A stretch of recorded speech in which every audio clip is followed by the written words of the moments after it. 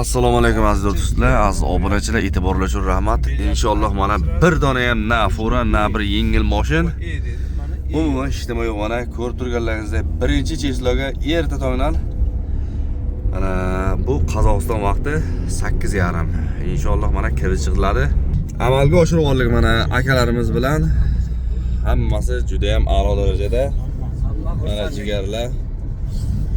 Akalar hamma xursandmi? Hamma xursandmiz. Yashangizlar. Allohga shukr.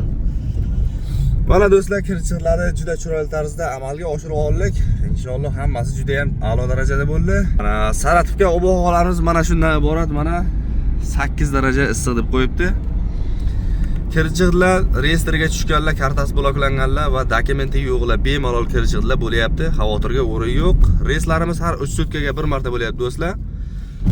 Inshaalloh bemalol aloqaga chiqib, ekrandagi nomerlarga biz bilan borib kelsangiz bo'laveradi do'stlar. Xavotirga o'rin yo'q.